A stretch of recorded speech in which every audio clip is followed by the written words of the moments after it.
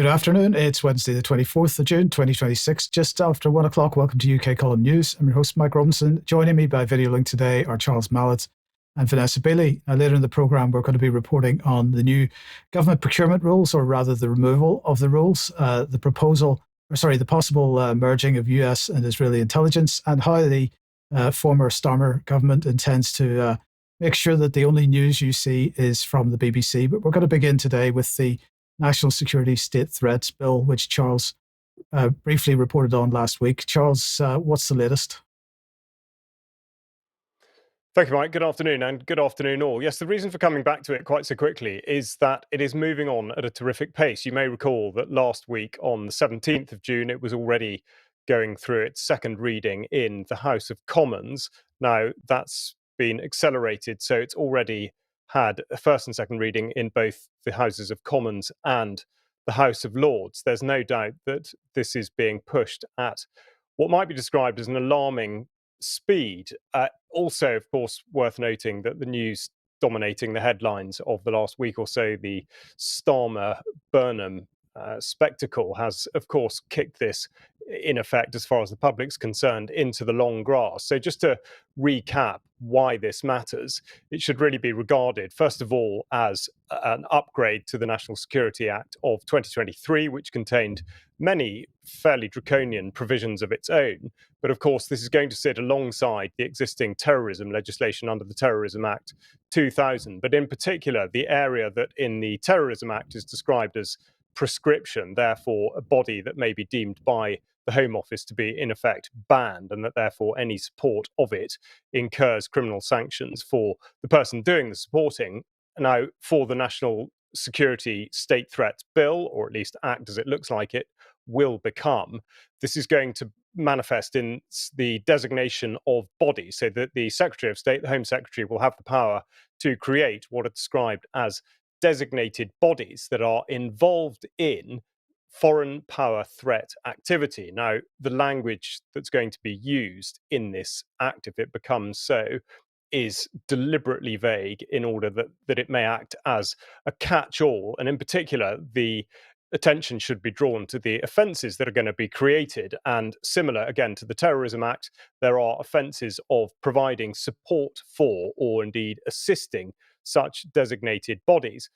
Of course, it's entirely up to the Secretary of State as to which organisations or which body is in fact involved in such foreign power threat activity, and whether it's necessary to designate the body in order to protect the safety or the interests of the United Kingdom. So the point to be made is that the threshold with regard to the designation of a body is most likely to be considerably lower than that for prescribing an organisation according to the current terrorism legislation. Now, there's no way, I think, that one could say this would float in the way that it has if there weren't considerable supporting architecture. And most recently, I think we trace that back to a debate in the House of Commons on the 8th of June, in which Dan Jarvis, then still Security Minister, was asked a question about effectively what he and his department was doing concerning extremism. Now, that gave him the opportunity to talk about a government initiative to produce an annual State of Extremism report. And the critical detail here is that this is going to involve what's described as the naming of names. So the public are going to be led down a very, very particular path as to not just what extremism is constituted by, but who those extremists are and what particular groups it is they come from, in order that they have a very, very narrow view of what extremism might mean. Also, it gave Jarvis the opportunity to refer back, and Rubin and I have given this some attention, protecting what matters. Now, using language that seems very positive towards a more confident, cohesive, and resilient United Kingdom. But of course, the undertone is actually considerably more disturbing than that. And indeed, it does push this narrative that there is an extremist around every corner and that you need to be aware of who they are and what it is they might be up to. Now, to bring it up to the present day, just yesterday during the second House of Lords, and I think the point to be drawn out of that debate is that every single in that debate was in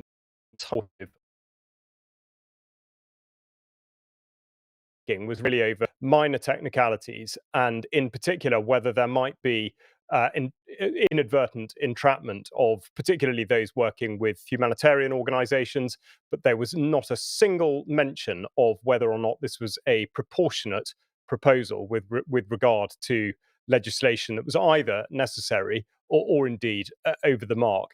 In actual fact, there was even the suggestion that it didn't go far enough, and also that the sentencing, being 14 years or 10 years, depending on the particular offence, actually made the Official Secrets Act look somewhat lenient. So, of course, I think we can stand by for the Official Secrets Act now to scrutiny. One thing I'd like comment from Vanessa on was the fact that, as is so often the case, Iran was a focus, but in particular, the IRGC, which of course has been talked about for a long time. There's been a push to try to prescribe under terrorism legislation. But here we have the IRGC presented as, in effect, the exemplar for why this would be a necessary piece of legislation. So, Vanessa, I just wondered what your thoughts were specifically on that issue. Well, I think, it's simply continuing this idea that Iran is a direct threat to the UK, which is ridiculous. And the continued prescribing of any organization that is effectively resisting Zionist expansion in the region. And of course, Iran heads that up. So again, I just think we're seeing complicity with the UK towards Israel. I think I would absolutely agree. There were, in fairness to those speaking, there were a couple of oblique references to China and Russia and North Korea being the other usual suspects. But another critical point here, which of course we've talked about a lot and it's been written about a lot by UK column, sort of in connection with the Strategic Defence Review and the National Security Strategy from 2025. But this is this repeated claim by Ken McCallum, the head of MI5, that they are constantly foiling what they're describing as state-backed plots by Iran. But of course, because of the secret nature of it, the public is never actually allowed to know what that really means. And this is looking increasingly like a sledgehammer with which the government may strike any form of dissent simply by labeling it as being the product of some sort of foreign interference. So I think people should really be taking a very, very good look at this. And I would encourage you to go to the bill. It will be listed in the show notes, and have a good look through it in order that you can decide how and why you might want to make any representations. On the issue of speed, there was just one comment by Lord Verderame, who said, and I quote, "We have only 2 days to table amendments and then just 1 day to debate them."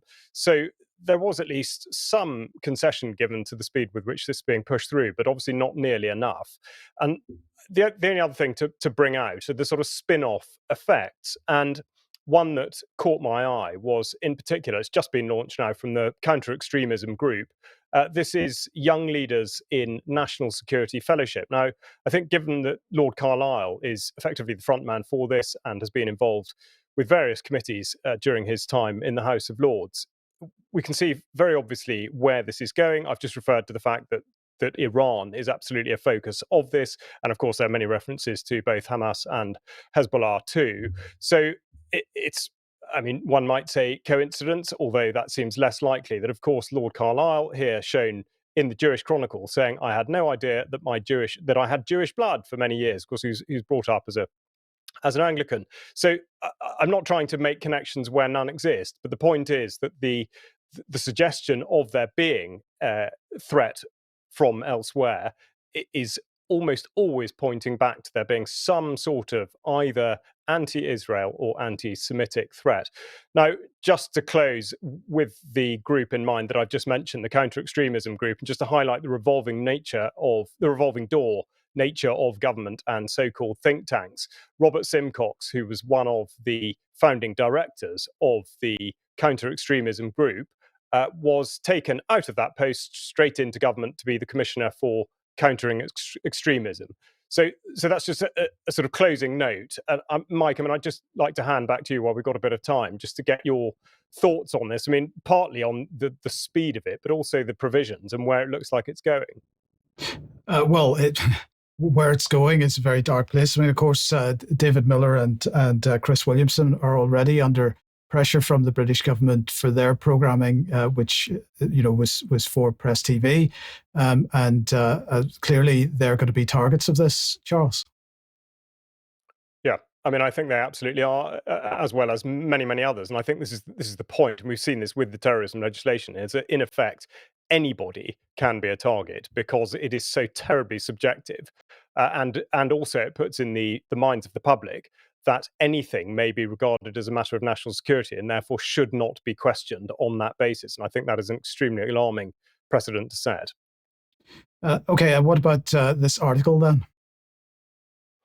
Well, I mean, on a very much related note, because of course we've seen over the last few years there's been great scrutiny, particularly of the arms trade, particularly where Israel is concerned, and this caught my eye from Action on Armed Violence. And I would just take a quote from this excellent article written by Akhil Ranjan, and we have Akhil with us on the program. But just before I introduce him, I will just read just a quote talking about the timing of it. And of course, this is a 10,000% increase of UK imports of Israeli military goods.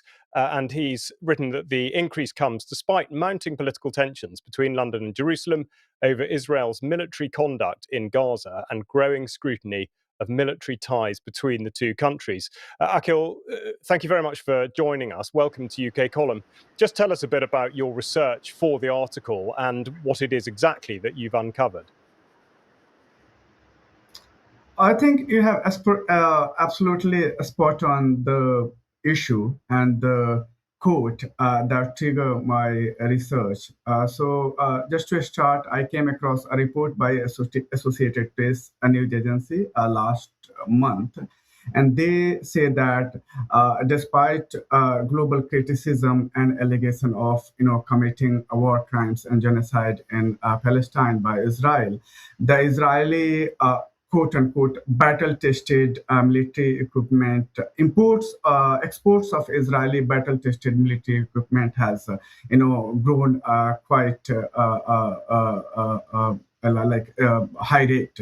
For example, they say that between 2022 to 2025, the total export was rose by 38%. So that's quite a massive hike. And including UK, there are several, they say that around 50 countries that are purchasing or increase their purchase of Israeli military equipment. So it was quite striking for me as a researcher, as a journalist, because on the ground we see even the issue was widely debated in Parliament as well, UK Parliament, and I went through some notes in Hansard, and I say that that's quite attention, and that was quite evident for public as well when the UK government barred any official Israeli government delegations entry into the Defense DC Expo last year.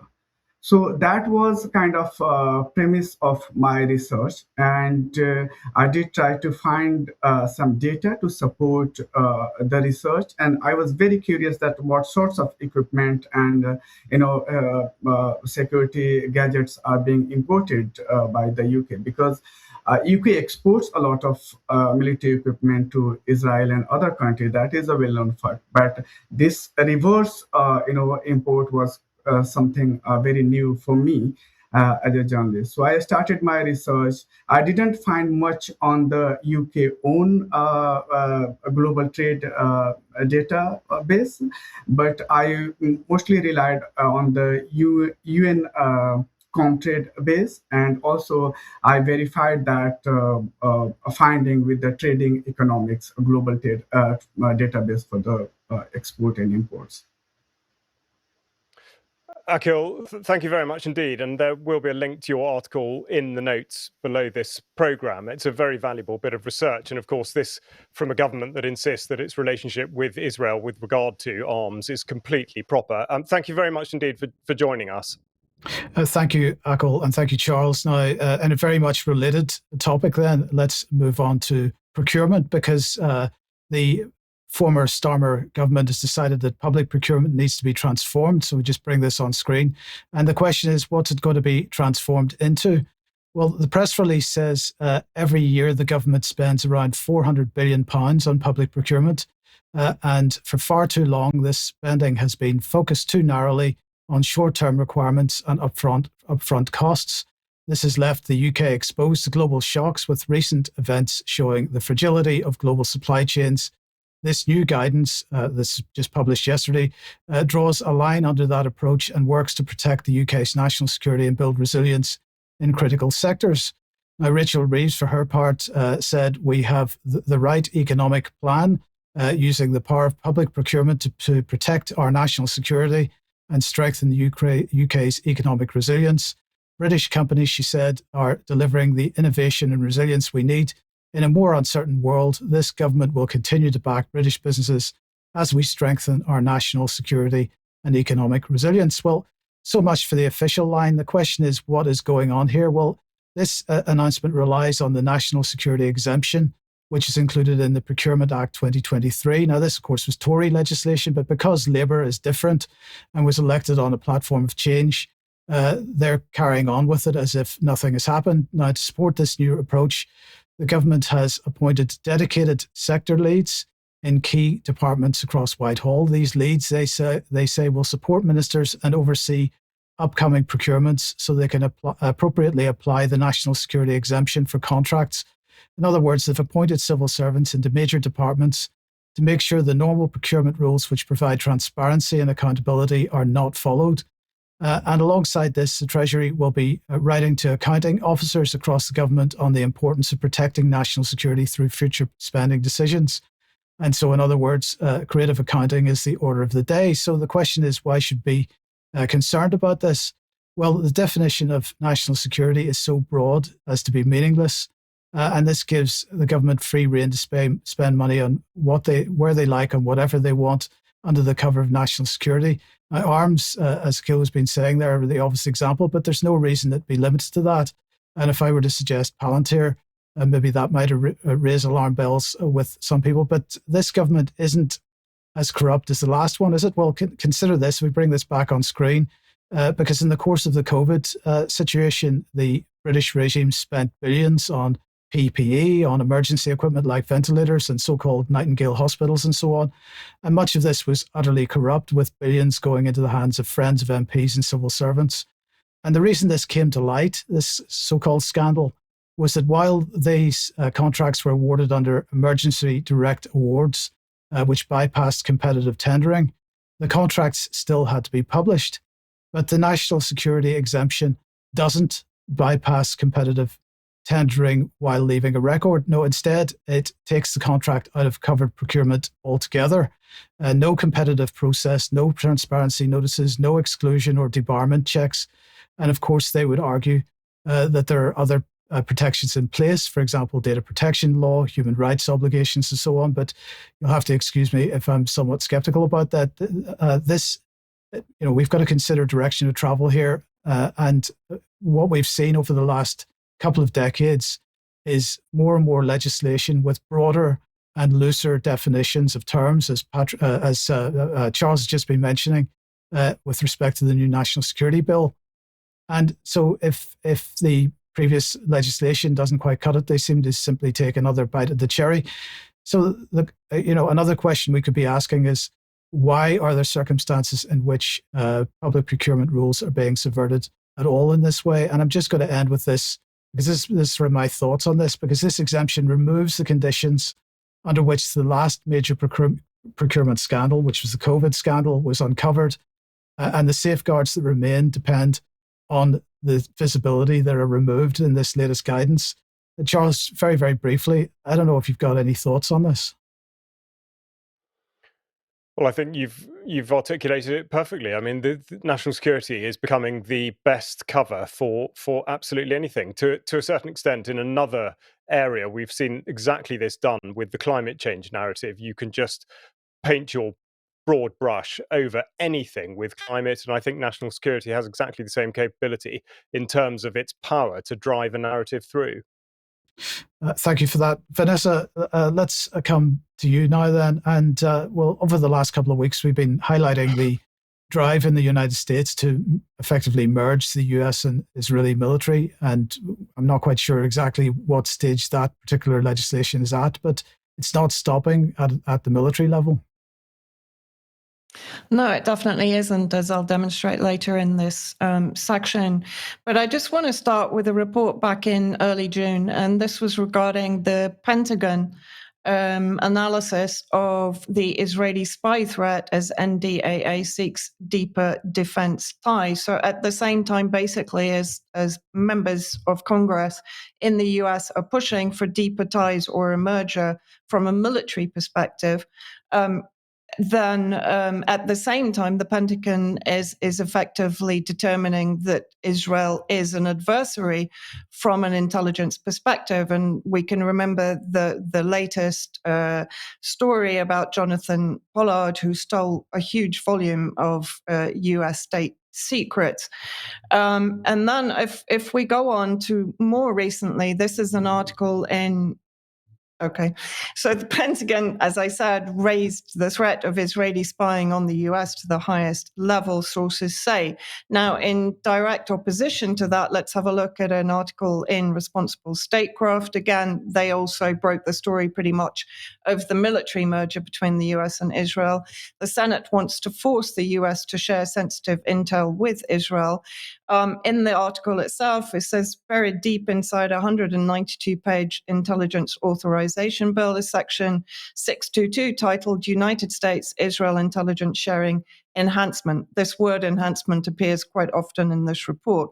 It would require the president acting through the director of national intelligence and, as necessary, the Secretary of Defense to expand and enhance intelligence sharing with the government of Israel. Now, this bill has been put forward by Republican Senator of Arkansas, Tom Cotton, and let's have a look at him and bring up the section related to the bill that he's pushing through. So again, Senator Tom Cotton, chairman of Senate Intelligence Committee, has advanced a provision in the FY 2027 Intelligence Authorization Act to expand and enhance intel sharing with Israel across a very broad spectrum. The president would also be prevented from suspending or materially limiting intel sharing. There would actually be a fairly lengthy process to get Congress to intervene and prevent the sharing of such intelligence.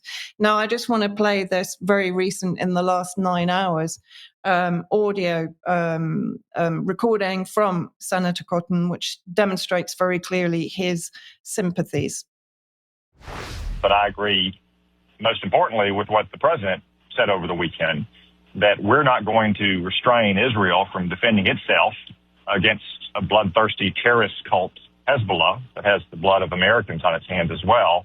Iran is going to have to restrain its terrorist proxy if there is going to be any semblance of peace in Lebanon. Remember, Hugh, this comes at a time when the president of Lebanon has traveled to Washington and met with Secretary Rubio, who's doing great work on this front as well, and said that Hezbollah is not Lebanon, and it does not speak for Lebanon. It is a terrorist organization that has seized in part the reins of power inside that country. But the Lebanese president himself, just like I suspect most normal Lebanese, want their country back. They don't want to be a cat's paw for Iran. So very clear there. Tom Cotton is effectively channeling Zionist talking points on Lebanon in particular. This is a report from 2018. If we can just bring this up, Tom Cotton, what's the reason for AIPAC? And of course, AIPAC represents the American Israeli Public Affairs Committee, which is known to be funding many of Democratic and Republican senators. What's the reason for AIPAC's $4.5 million support for the young senator? And from within that article, given the young age of Cotton compared with other American politicians and his commitment to Tel Aviv, the Israeli authorities have tried to use him as an influential factor in U.S. domestic security and foreign policy. AIPAC has always named Cotton as a trend-making agent in its calculations. The Zionist lobby's recent attempts for Cotton's presence as the CIA director can also be analyzed in the same vein. And then if we bring this up from Track AIPAC on X, I recommend sorry, if we can go back to the first slide. Thank you. If we look at 2025, he received almost 1.2 million in funding from AIPAC, and in 2026 to date, again around 1.1 million. And then basically, I want to show this. This was produced by an account on X known as Gen X Girl. She did a very in-depth article. You're going to have to freeze frame and go into it, but I'll read you out the actual acts and House resolutions that are going through. So Section 662, the US-Israel Intel Sharing Enhancement. Section 224, US-Israel Defense Tech Cooperation Initiative. HR 7560, US-Israel Framework for Upgraded Tech Unified Research and Enhanced Security Futures Act. HR 1229, US-Israel Defense Partnership Act. HRES 1339, in support of the Netanyahu Initiative to transition the US-Israel relationship towards mutual defense cooperation, of course, which has echoes of NATO's article coming Mutual Defense Pact. Then if we look at this again is from the AIPAC Tracker website. So these are the Democratic candidates for 2028 elections. Again, you can freeze frame and zoom in or go to the website itself. There's a lot of information on there. These are the Democratic candidates for the 2028 elections. Most of them, apart from AOC, are being funded by AIPAC to some degree or another. Also, if we look at the two main Republican candidates, Ted Cruz and Ron DeSantis, again, certainly for Ted Cruz, 1.4 million in AIPAC funding. And if you actually go to the website of AIPAC Tracker, they state that we're working to end AIPAC and the Israel lobby stranglehold on American democracy, as well as big money in politics as a whole. We call for AIPAC and other associated foreign lobbying groups to be forced to register with the Department of Justice under the Foreign Agents Registration Act, FARA, and we call on Congress to pass a constitutional amendment to overturn Citizens United. So I think this is a very important point and something we should discuss in extra. To what degree are there checks and balances on the funding of UK politicians, both Labour and Tory and Reform, very much in sync with what is happening in the United States? And then I just wanted to remind people this isn't happening in a vacuum. At UK Column back in 2021, we actually reported on the fact that Israel was going to be moved to join CENTCOM. The Pentagon, if we could just have this up on the screen. The Pentagon reported a change in the Unified Command Plan, shifting Israel from US European Command, EUCOM, to US Central Command, CENTCOM, announcing the new areas of responsibility. And of course, this was very much in relation to the Abraham Accords and the rising conflicts in the Middle East. So worrying times where I think we're seeing effectively in the United States a real capture of all elements of intelligence, cybersecurity, surveillance, policing, and military merger going ahead. And perhaps that will eventually also be mirrored very much in the UK, because we don't appear to be moving very much away from lockstep with the United States. Indeed. And of course, we must never forget, Vanessa, that in parallel with that you're talking about the government and defense connections, but in parallel with that, we've got the civilian control of infrastructure with all the Unit 8200 alumni spawned tech companies. Yeah, absolutely. And in fact, that's probably more prevalent in the UK from what we've been reporting on. Yes, indeed. Thank you for that. Okay, now, if you like what the UK column does, we do need your ongoing support. If you have a look on the front page of the website, there is a connection, a link there that takes you to the page that shows how you can support us. You could make a donation or you could join us as a member. And of course, if you do join us as a member, you get access to UK Column News Extra, 1,000 Words podcasts and so on, and some other members-only content. But do pick up a copy of the of the column, our new magazine. Now, issue 2 is with the printers at the moment. It will be available for shipping on the 2nd of July. So it's available for pre-order now if you'd like to pick it up on the UK Column shop.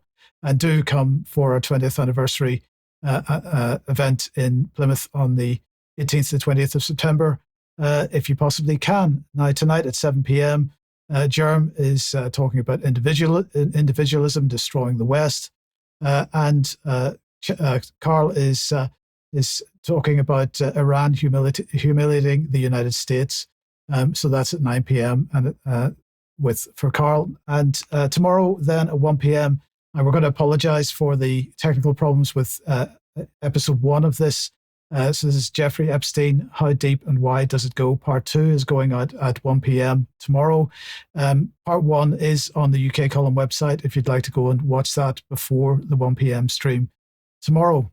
Okay, let's leave that there then and come on to the issue of whether you're going to be able to watch the UK Column or any other kind of alternative media in the not too distant future, because, well, Starmer, at least he was until he resigned, he has published proposals that are going to require social media and video sharing platforms to push news from the BBC, ITV, and other broadcasters right to the top of users' feeds. So this is all about narrative control. And this is, in most cases, the next step towards absolutely overt narrative control. Now, the Department of Culture, Media and Sport has released a green paper. Let's bring it on screen. It's called Watch This Space, a new strategic direction for UK media. And that was published yesterday. Now, it opens a 10-week consultation, which runs until the 31st of August. And this is all about options to compel platforms to ensure that content from public service media, and they specifically talk about the BBC, ITV, STV, Channel 4, S4C, and Channel 5, and other, quotes, trustworthy providers. They're going to make sure that that's prominent and easy to find.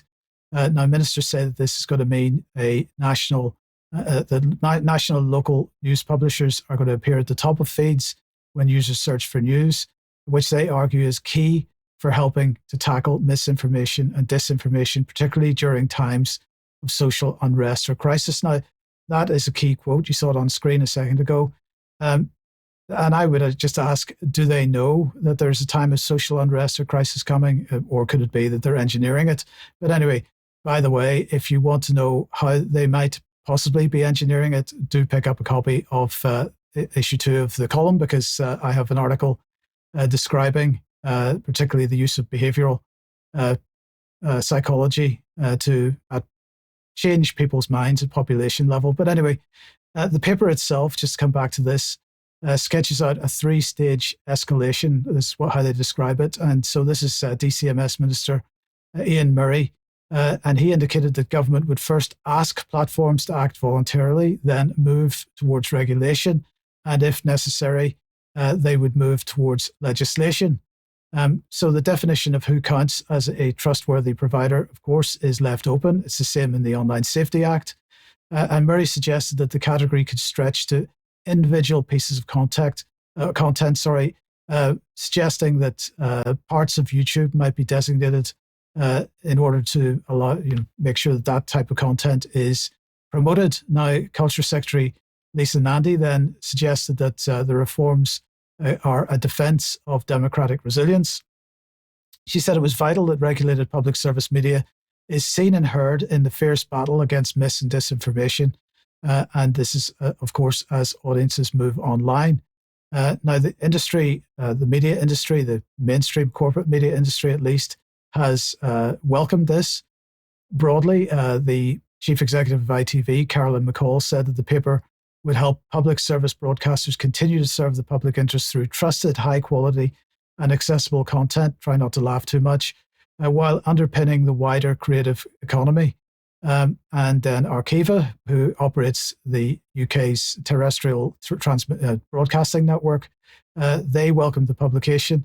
And they said that it's costed proposal for a phased transition to 2044 that preserves broadcast alongside internet delivery is key. Then we had the likes of Demos, the often mentioned think tank, they have absolutely backed the idea of extending provenance rules to include social media platforms. And then their associate director, Azura Moores, has said that it's a critical step towards strengthening the information environment. Then we had the Good Things Foundation, a digital inclusion charity. They were saying that no one is left behind. They want to make sure that no one is left behind. But they were warning about the move to online-only TV. And of course, the move to online-only TV is expected to happen, I believe, by 2034. But then we had the News Media Association asking who decides. So they were warning that the emphasis on public service broadcasters risks obscuring the journalism produced by independent publishers. And so their chairman on screen at the moment, that's Lord Black of Brentwood, he said that a healthy democracy depends on a wide range of voices and a plural media. So it's not everybody that's absolutely getting behind this. Well, then here's another example of someone who isn't. This is Michael Savage. And he was speaking to The Guardian, basically saying that the central problem is identifying who counts as a trustworthy provider and who decides who the trustworthy dividers, trustworthy voices are. And then the other normal voices like Toby Young and so on were commenting on this. He had to say that the Starmer had apparently decided that censoring social media should be his legacy. So that's the situation. Now, of course, where this stands at the moment, since Starmer resigned on the same day or within a few hours of this being published, it certainly puts this right in the hands of Burnham, assuming he becomes the next prime minister. But I don't imagine for 1 second that he's going to change the direction of this in any way. But if we just bring the consultation on screen there, that closes, as I mentioned, in 10 weeks' time on the 31st of August. And the link will be in the show notes. I think that's 2 segments today, Charles, where potentially UK Column or organisations like UK Column would be targeted. I think that's absolutely a fair assumption to make. And in fact, whilst you were just reporting that, I was thinking back to the debate in the House of Lords that I was reading through on the state threats, because it was very, very clear that they were all speaking in relation to a very much curated narrative. And of course, the bit that I didn't mention but had previously was the JTAC increase of the threat level from substantial to severe. And that was, although they said it wasn't exclusive, that was very much based on this idea that there was an anti-Semitic attack in Golders Green. And one wonders, if you sort of put it the other way about, how on earth they would have justified increasing the threat level if there had not been such an incident. And this exactly demonstrates how containing and curating the narrative is so terrifically important. Now, Vanessa's already asked the question about Israel's influence on British politics. I think you have a bit more on that. I do. Yes, I mean, I don't want to spoil the surprise, but considerable would be the word to use if one was to put it conservatively.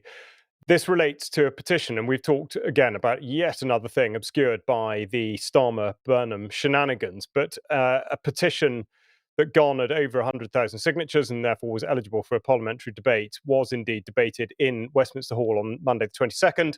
And what I'm going to do is read out the text from the petition in order you can make your mind up as to what it does say and what it doesn't say. So it starts off by saying, we are concerned about reported Israeli state-linked and pro-Israel lobbying activity in UK politics. I've put that in bold, not the starter of the petition. We believe it is important to determine the scope and impact of any such influence campaigns. We feel that the horrific devastation in Gaza, the ongoing suppression of the Palestinians in the West Bank, and the UK's political response underline the urgent need to scrutinise how pro-Israel organisations, networks, and lobbying efforts may shape government decisions, party policy, and public debate. Now, you will have noticed that there was no reference in the entirety of that piece there that referenced either Judaism, Jewish people, or anything pertaining to Jews. However, you will not be surprised to learn that the response to it has absolutely been one of outrage in the suggestion that this was, in effect, an anti-Semitic act and petition. And there is a link, amazingly, on the petition website to an objection made by the Jewish Leadership Council, who asked the Petitions Committee to reject the petition on the grounds that it was defamatory and contained false or unproven statements, which would be against the committee's rules for petitions. It also said the petition drew on anti-Semitic tropes. Now, this was something that was a persistent theme through the debate, which we'll come on to, but it was notable that Andrew Mitchell, the Conservative MP, made a very early intervention in order to effectively say the same thing, and was told that he may take the matter to the chair of the Petitions Committee. But of course, unfortunately for him, the chair of the Petitions Committee is Jamie Stone MP. And on the website where you can ask, is my MP a war criminal? He is reckoned to be likely pro-Palestinian. So I think one can bet that Mitchell wouldn't have actually taken that any further. But what I want to do now is show a succession of videos just to articulate the willful demolition of the democratic process and how absolutely unfit this whole charade was for examining the issue at hand. So we'll start with the idea of there being interests from within and without. The privilege of freedom of speech in a debate allows us to conduct our debates without fear of outside interference. But it is a freedom which should be exercised responsibly, in the public interest, and taking into account the interest of others outside of this House. I refer members to my register of interests. And I must just briefly declare my interest as a co-chair with the member for Bury St Edmunds of the All-Party Parliamentary Group for British Jews. I also refer members and the House to my declaration of interests. But I take no pleasure whatsoever in speaking of this debate with its manipulative title, which fits the International Holocaust Remembrance Alliance definition of anti-Semitism, as Lord Pickles has clearly stated. Now, I must register my interest. I am, of course, a Jewish MP, I think perhaps the only Jewish MP here this afternoon, a member of the Labour Friends of Israel, the APP Chief of British Jews, and a representative on the Board of Deputies of British Jews. It's a pleasure to serve under your chair, and I bring honourable friends to the attention of my register of interest. So, as you can see, there were not very many people there. If you're unable to view the screen, that was in Westminster Hall. There weren't very many people there. Almost everybody that did speak had some sort of interest to register. So when I talk about the subversion of the democratic process, I really do mean it. The first person we heard speaking there, registering his interest, was John Lamont, who was actually meant to be leading the debate. And whilst I'm not suggesting that he had to agree with what was written down in the petition, he should at least represent it correctly, but he absolutely failed to do so by mischaracterizing it as being an anti-Semitic attack, which, as you now know, because I've read the text to you, is absolutely not the case. It therefore fell to the members of Parliament that were there, who were from, at least originally, a different ethnic or religious background. So we will just hear one argument from an MP who was at least sticking to what was put out in the petition, and we hear from Ayub Khan.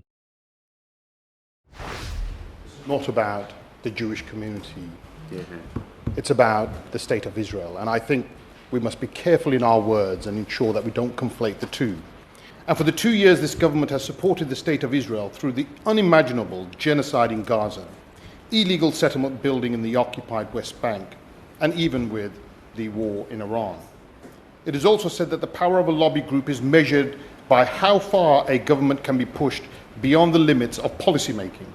And I think it's fair to say that for millions up and down this country, the government's approach towards Israel has defied the most basic logic, justice and humanity. Continued arms sales amid mass extermination, the weaponization of terrorism law to silent dissent, the welcoming of wanted war criminals on the steps of 10 Downing Street.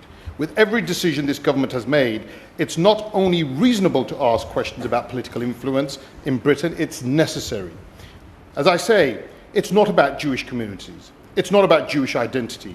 And it's not about denying anyone the right to advocate for Israel, Palestine, or any other state. Lobbying, in fact, is part of our democracy. But when such practices become shrouded in secrecy, while shifting huge sums of money, we must ask, is this government truly committed to cleansing our politics of foreign influence, or is it just concerned with blocking the foreign donations they don't get? Words that fell upon completely deaf ears. I've put a link to the full debate in the show notes, and it is worth watching. But one of the refrains that persisted throughout was that Israel was being singled out, and it was almost as though there was absolute regard given to why that might be the case. Now, I've got up here from Itamar Ben-Gvir, the National Security Minister, which he put out last week. And I'll just quote a couple of things from it. It's quite a long post. For every tear of an Israeli mother, 1,000 Lebanese mothers must weep. All of Lebanon must burn. And he closed the tweet out with, in the Middle East, you don't win with measured responses and restraint. You need to go berserk, to obliterate, to crush the terror. That is from the serving National Security Minister of Israel. And this was a point absolutely not conceded at all by those on the this is anti-Semitism side of this debate. So I'll now just show a brief video of how it closed out with John Lamont. But in particular, the audio is not great, but listen to what Richard Tice had to say as he interrupted. I think the Parliament has demonstrated that we have seen through this petition for what it is, and we are not comfortable with it, we don't like it. And I have to say it's astonishing that some of the views that are being expressed, as I say, by a minority of honourable members, did frankly amount to expressing anti-Semitic views, which I have found deeply, deeply uncomfortable. And this is what we as legislators need to call out. It's the only way we're going to stamp out anti-Semitism. I congratulate the Minister, the Shadow Minister, the Lib Dem spokesperson for their strong words on this. I'm most grateful. Having debated this appalling motion, is there a minimum time frame before we have to debate it again? There we go. Tice strenuously attempting to kick this into the long grass forever. In effect, I think objectively that debate was an absolute disgrace and a very pitiful reflection of the democracy that the voting public should come to expect. Now, what the government said, which will not surprise you at all, I'm just going to put on screen now. Their closing remarks were, or at least the response to the petition, the government does not support a public inquiry, but takes the issue of foreign influence from any country and lobbying in UK politics very seriously and is already taking action to address this. Now, we've given this an official UK column rating with regard to its hypocrisy, and it scored 11 out of 10. Yes, Charles, thank you. Yes, thank you very much for that. Absolutely. Vanessa, let's come over to you now and some news from Lebanon. Yes, I mean, we entered, of course, a very shaky ceasefire, but I wanted to draw attention to the Israeli killing of a conservationist. She's in her 70s in southern Lebanon, Mona Kahlil, who dedicated years to protecting the endangered sea turtles along Lebanon's southern coast. Her beachfront orange house became a symbol of conservation efforts. And if we actually just watch this short report from a local media channel that did a summary of her work in Lebanon. Lebanon is mourning Mona Kahlil, a conservationist, environmental activist, and defender of life itself, who was martyred after spending weeks in intensive care following an Israeli aggression on her home in the village of Al-Mansoureh in South Lebanon. She was 76 years old. For more than 2 decades, Mona dedicated her life to protecting endangered loggerhead and green sea turtles nesting along Lebanon's southern coast. After returning from exile in the Netherlands in 1999, a chance encounter with a sea turtle laying eggs on the beach changed her life forever, and she found her meaning. She founded the Orange House Project, transforming her family's land into a sanctuary for wildlife, volunteers, and future generations. Friends and former volunteers described her as more than a mentor. Muna became our mother, one longtime collaborator said. Others recalled how she treated young conservationists like her own children, inspiring an entire generation to protect Lebanon's natural heritage. Muna had survived war before. Her home was damaged during the Israeli occupation's 2006 war in Lebanon, yet she refused to abandon the beach she loved. She hated the city. She preferred to stay under Israeli bombing in the south than be forcibly displaced to Beirut. So, I mean, it's really a case of mass mourning for her in Lebanon. And also just the fact that why on earth Israel knew exactly what the Orange House was. They knew who they were targeting. And as Marwa Osman, a Lebanese journalist, said, the murder of Mona Kahlil sends a chilling message. Even those whose only weapon is compassion, whose only mission is preservation, are not spared. And then we have Asad Serhal from the Lebanon Nature Protection Society, who also said there are people who work for the protection of nature, and there are people who themselves become the embodiment of this protection. Mona Kahlil was one of those rare individuals whose life, soul, and existence became inseparable from the cause they had devoted themselves to. And as I said, we're now entering a very shaky ceasefire. This is a video, if we play it now, and I'll just talk through. So this is from Al-Manar's correspondent in the south. Israeli occupation forces, this is yesterday, so while the ceasefire is allegedly in place, opened fire on civil defense teams and on civilians in various areas of southern Lebanon, injuring and killing. There have also been continued drone flights, particularly over Beirut, but also the south over the city of Tyre, and ongoing assassinations. And I'll bring back the journalist Hadi Houtait, who was actually targeted by Israel very recently. We showed that last week. Here he is back in Nabatea and reporting on what he's seeing there. Right now, the Israelis are still inside Arnoun, but they are not visible, are still inside Kfar Tibnit, but they are not visible. And right now also, the drones, the Israeli drones, are still hovering above Nabatea area, above Saida and Shuf and even Beirut, which means that they are still gathering information, and they are still thinking that at any moment when the war might open again, they will have another bank of target to attack. And we have witnessed what does their bank of target includes. It includes families, children, women, and civilians inside their homes. This is what they understand regarding conducting warfare, killing people inside their houses as a selective punishment for the community of the resistance, to make the people of the resistance pay for the resistance refusing to accept the humiliation for its people. And just finally, some statistics for people to understand the level of damage in the south. 11,095 buildings completely destroyed. 3.1 million cubic meters of rubble, 1.38 billion damage cost. Now that, I think, is a conservative number, but we'll see. I honestly don't think that the ceasefire is going to hold, but we'll wait and see. Yes, thank you for that, Vanessa.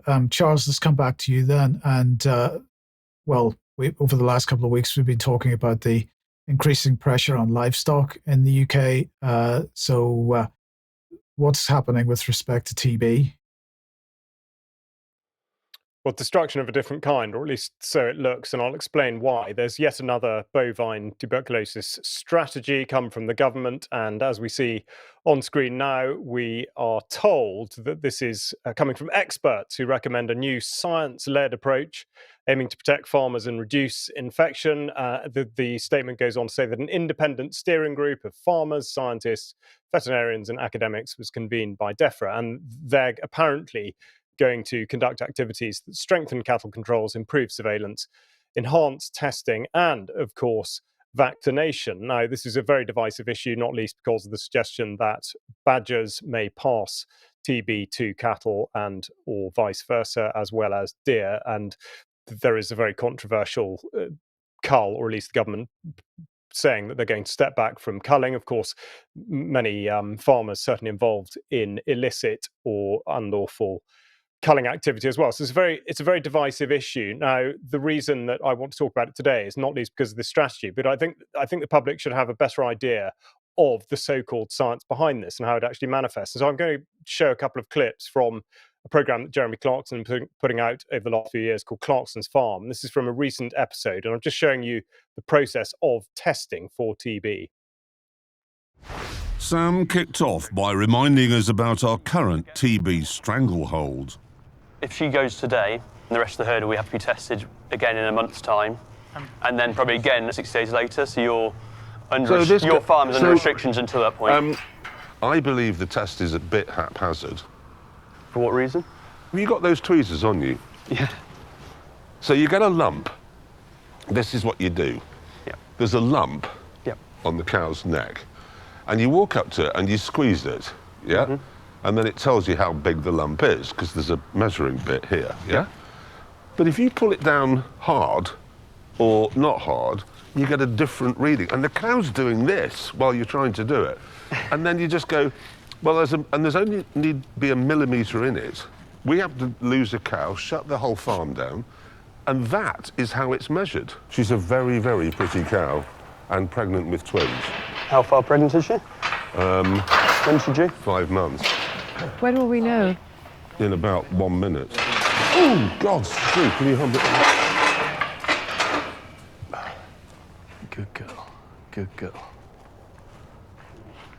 I need to look at my chart.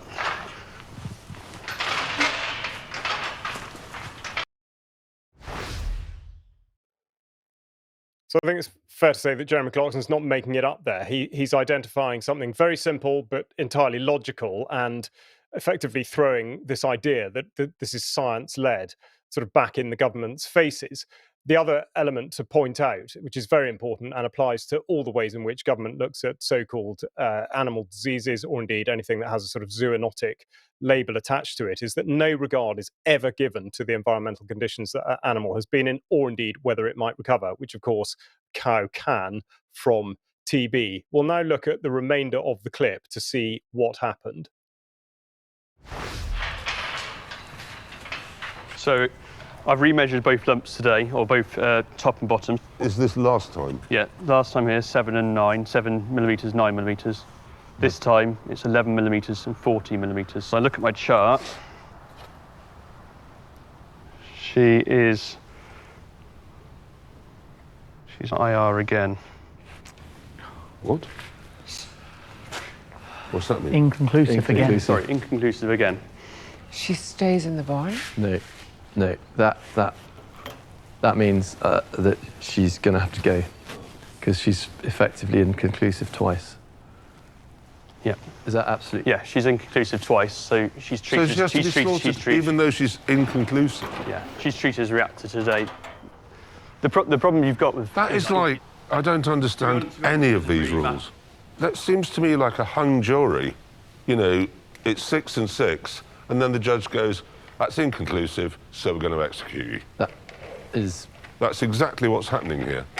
Can I ask you a question? Can we keep her in here until she has her calves, and will the calves have TB? That's a good question. Yeah, part of the reason I asked how pregnant she was, if she was in the last month, I think they give the option of keeping her calving down here, but because she's only 5 months pregnant, they will take her for slaughter, yeah. Oh. What are you, seriously? Jesus Christ. Why do people farm? Why? All right.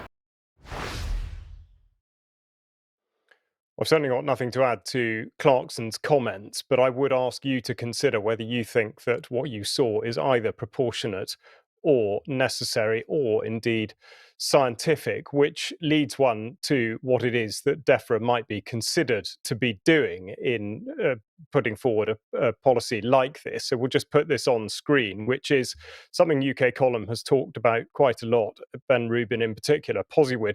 This is the suggestion that the purpose of a system is what it does. And there is absolutely no doubt that the way in which the government deals with tuberculosis is simply to reduce livestock numbers. Now, on a very much related theme, and just in passing, really, I heard from Jo Lovemore, who you'll remember was on the show a couple of weeks ago, a friend of the Dartmoor Hill Pony, and she tells me that since we first reported on it, the number of signatures on the petition that she was talking about has now cleared the 200,000 mark, and this is extremely significant. And I think this should absolutely be regarded in the same view as what we're seeing with TB, because this is a push to get animals off the landscape. And what the Hill Pony petition demonstrates is that there is significant public pushback, and government agencies are absolutely forced to react. So DEFRA and Natural England are now having to respond to this. So I really do encourage you to apply pressure where you can.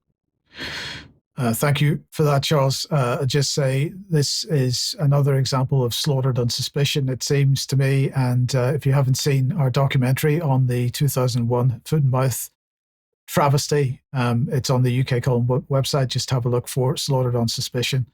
Now, let's just finish with a quick report. Now, the imprisonment of former DUP leader Jeffrey Donaldson in Northern Ireland for child abuse, including rape, has resulted in some rapid responses.